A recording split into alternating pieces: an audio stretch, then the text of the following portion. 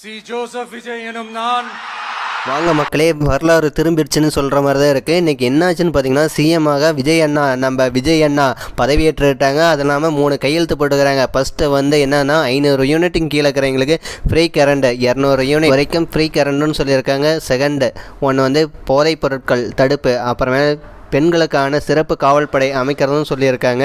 இது 3 வறுமை எனக்கு நன்றாக தெரியும்னு சொல்லியிருக்காரு. அது மட்டுமா, நான் மன்னர் பரம்பரையிலிருந்து சேர்ந்தவன் இல்லை அப்படின்னு தெளிவாக சொல்லியிருக்காரு.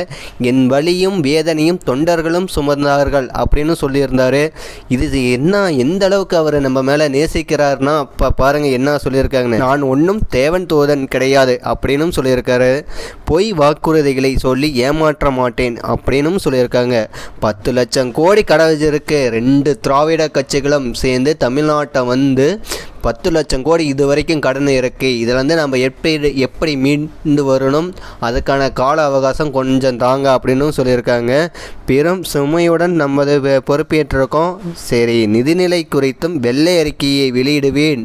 இது வரைக்கும் எந்த அரசியல் கட்சியுமே இது மாதிரி வெள்ளை அறிக்கையை பற்றி சொல்லலாம். ஆனால் விஜய் அண்ணா ஃபஸ்ட்டு சிஎம் கையெழுத்து போட்டதும் ஒன்று சொல்லியிருக்காங்க பாரு, நான் வந்ததும் ஃபஸ்ட்டு வெள்ளை அறிக்கை வெளியிடுவேன்னு சொல்லியிருக்காங்க. இது பெரிய மாற்றமாக இருக்குது. அது மட்டும் இல்லாமல் எனக்கு கொஞ்சம் கால அவகாசம் என்னோட கொஞ்சம் பணிபுரியவும் வேண்டும் நீங்கள் சேர்ந்து அப்படின்னு சொல்லியிருக்காங்க. போதைப் பொருட்களை தடுக்க இன்று முதல் கோடி மக்களும் என் மக்கள் தானே அப்படின்னு சொல்லியிருக்காங்க. என்னமா வர்ணிச்சிருக்காரு.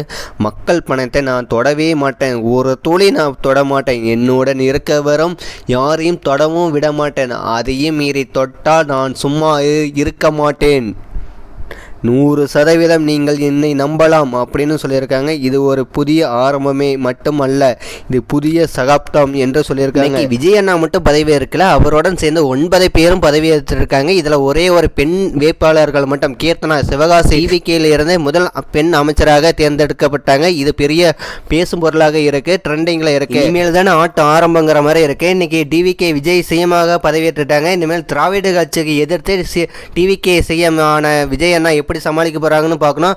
இதுக்கு முக்கிய காரணமாக விட்சல் வாரியஸ் தான் இன்னைக்கு எடுத்துக்காட்டாக சொன்னாரு. அதை விட இன்னைக்கு விட்சல் வாரியஸ் வெளுத்து வாங்க போறாரு. இனிமேல் சும்மாவே நம்ம பசங்க ஆட்டுன்னு ஆட்டுவாங்க. சிஎம் ஆகிட்டாரு, இனிமேல் வச்சு செய்வாங்கல்ல. யாரோன்னு தப்பு பண்ணனா அது எடுத்து காட்டுறது ஃபர்ஸ்ட் நம்ம விட்சல் வாரியஸாக தான் இருக்கும். இதுக்கு எல்லாருமே நம்ம டிவிகே தோழர்கள் எல்லாருமே சப்போர்ட் பண்ணுவாங்கன்னு தான் நினைக்கிறோம்.